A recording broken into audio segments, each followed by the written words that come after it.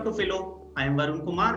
आज के लेक्चर में हम परम्यूटेशन एंड कॉम्बिनेशन का एक most important topic circular permutation करने जा रहे हैं। सर्कुलर परम्यूटेशन ये एक ऐसा टॉपिक है जो फॉर्मूला तो हर बच्चा जानता है, बट ये फॉर्मूला कैसे आया ये 100 में से सिर्फ एक बच्चे को पता होता है। आज का वीडियो देखने के बाद आई कैन गारंटी कि सर्कुलर परम्यूटेशन का कंसेप्ट आपका बहुत क्लियर हो जाएगा और कंसेप्ट में कोई डाउट नहीं रहेगा। स्टार्ट करते हैं। अगर मैं आपको n डिफरेंट ऑब्जेक्ट देता हूं और n डिफरेंट ऑब्जेक्ट को अगर आपको एक लाइन में या रो में अरेंज करना है तो आपका आंसर होता है n फैक्टोरियल। अब यही n डिफरेंट ऑब्जेक्ट अगर आपको एक सर्कल में अरेंज कर रहे हैं तो आंसर होगा n-1 फैक्टोरियल। और ये जो n-1 फैक्टोरियल ये फॉर्मूला कब अप्लाई करना है? जब clockwise and anti clockwise direction में डिस्टिंग्विश किया जा सके। एंड इसी तरीके से अगर क्लॉकवाइज एंटी क्लॉकवाइज में डिस्टिंग्विश नहीं कर पा रहे हैं तब हमारा आंसर क्या होगा? n-1 factorial divided by 2। इस फॉर्मूले को समझने के लिए आप ऐसे देखो कि ये हमारा मेथड 1 है। इसको मैं दो तरीके से समझाऊंगा आपको। ये पहला तरीका है, ठीक है। A, B, C and D। यहाँ पे A को प्लेस किया, यहाँ पे B को प्लेस किया, यहाँ पे C को प्लेस किया और यहाँ पे D को प्लेस किया। एक दूसरे अरेंजमेंट के अंदर मैंने ABCD को इस तरीके से प्लेस किया और यहाँ पे मैंने ABCD को इस तरीके से प्लेस किया। अब आप ऐसे देखो कि आपके पास 4 बच्चे हैं, ठीक है। उन 4 बच्चों को मेरे को एक सर्कल में बैठाना है। ABCD मतलब मेरे पास ये 4 चेयर्स हैं और 4 बच्चे हैं। तो मैंने क्या किया, मैंने 4 चेयर 4 बच्चों को लीनियरली बैठा दिया 4 फैक्टोरियल वेज से। अब 4 फैक्टोरियल वेज के अंदर क्या होगा, ये जो 4 अरेंजमेंट मैंने आपके सामने दिखाए हैं ये 4 अलग अलग वेज काउंट हो जाएंगे 4 फैक्टोरियल के अंदर। बट अगर मैं देखता हूँ ABCD का जो रिलेटिव पोजीशन है वो तो चेंज नहीं हो रहा, तो ये जो 4 अरेंजमेंट है ये एक ही तरीका माना जाएगा सर्कुलर परम्यूटेशन के अंदर। तो one valid way of arrangement of 4 persons in a circle, हर वैलिड वे जो है वो 4 टाइम्स ज्यादा बार काउंट हो जाएगा 4 फैक्टोरियल के अंदर। है तो ये देखो ये 4 अरेंजमेंट जो बनाए गए हैं ये है तो एक ही वैलिड वे, बट 4 बार ज्यादा बार काउंट हो गया 4 फैक्टोरियल के अंदर। तो अगर 4 लोगों को एक सर्कल पे बैठाना है तो 4 फैक्टोरियल आंसर नहीं होगा, 4 फैक्टोरियल को 4 से डिवाइड करके आंसर आ जाएगा 3 फैक्टोरियल। ये बात ठीक है। तो इसी तरीके से these 4 arrangements are only one arrangement relative to ABCD, क्योंकि ABCD का रिलेटिव पोजीशन चेंज नहीं हो रहा। A से अगर मैं पूछता हूँ पहले वाले अरेंजमेंट के अंदर, A से अगर मैं पूछूंगा कि तुम्हारे लेफ्ट पे कौन है राइट पे कौन है, तो A के लेफ्ट पे D है राइट पे B है।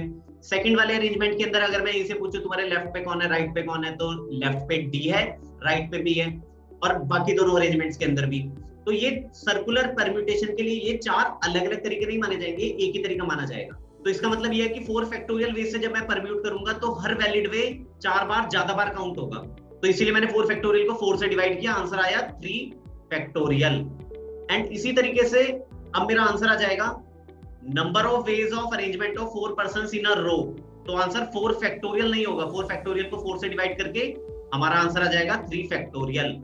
इसी तरीके से अगर n डिफरेंट ऑब्जेक्ट्स को एक सर्कल में अरेंज करना होता तो हमारा आंसर होता n-1 फैक्टोरियल। n फैक्टोरियल को n से डिवाइड करते तो n-1 फैक्टोरियल आंसर आ जाता। अब आप ऐसे देखो कि अगर कोई ऐसा सिचुएशन आ जाए जिसमें beads in a necklace and flowers in a garland अगर होगा, तो देखो क्या होगा। मान लो ये मेरे पास एक नेकलेस है, दिस इज अ नेकलेस। इस नेकलेस के अंदर ना 4 बीड्स लगे हुए हैं।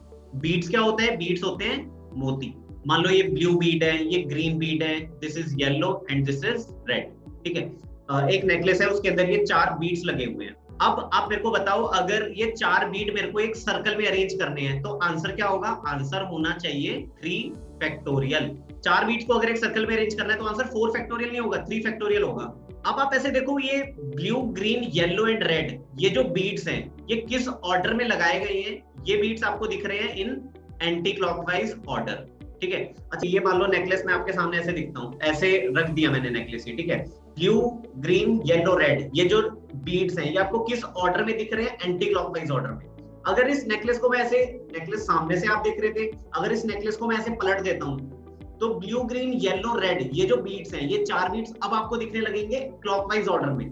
तो नेकलेस अगर आपके सामने उसको तो मैं ऐसे पलट सकता हूँ ना, ऐसे फ्लिप कर सकता हूँ, ठीक है। तो अब अगर मैं आपसे पूछूं, मैंने आपके सामने ऐसे नेकलेस रखा, ब्लू ग्रीन येलो रेड ये जो 4 बीट्स हैं ये क्लॉकवाइज ऑर्डर में है या एंटी क्लॉकवाइज ऑर्डर में है? अगर सामने से देखोगे तो क्लॉकवाइज ऑर्डर दिखेगा, उसको पलट के ऐसे नेकलेस को तो पलट सकते हैं, पलट दूंगा तो आपको क्लॉकवाइज दिखने लगेगा।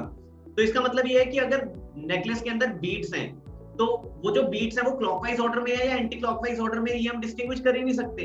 तो यहाँ पे क्या होगा? Clockwise and anti clockwise can not be distinguished. अगर क्लॉकवाइज और एंटी क्लॉकवाइज में डिस्टिंग्विश नहीं कर पा रहे हो तो देखो अब 3 फैक्टोरियल के अंदर क्लॉकवाइज वाले और एंटी क्लॉकवाइज वाले दो अलग अलग बेस काउंट हो गए होंगे, बट क्लॉकवाइज और एंटी क्लॉकवाइज में हम डिस्टिंग्विश नहीं कर पा रहे हैं, तो क्लॉकवाइज वाले और एंटी क्लॉकवाइज वाले दोनों को मेरे को एक ही तरीका मानना पड़ेगा। तो अगर क्लॉकवाइज एंटी क्लॉकवाइज में डिस्टिंग्विश नहीं कर पा रहे हैं तो फिर 3 फैक्टोरियल के अंदर one valid way of arrangement 2 बार ज्यादा बार काउंट हो गया, तो इसीलिए फिर उसको 2 से डिवाइड करना पड़ेगा। तो ये मेरा आंसर आ जाएगा। अगर ये वीडियो आपको अच्छा लगा है तो please like and share the video, और इस तरह की और इंटरेस्टिंग वीडियोस के लिए आप फिलो यूट्यूब चैनल को सब्सक्राइब कर सकते हो। और अगर कोई भी डाउट है #AskPhilo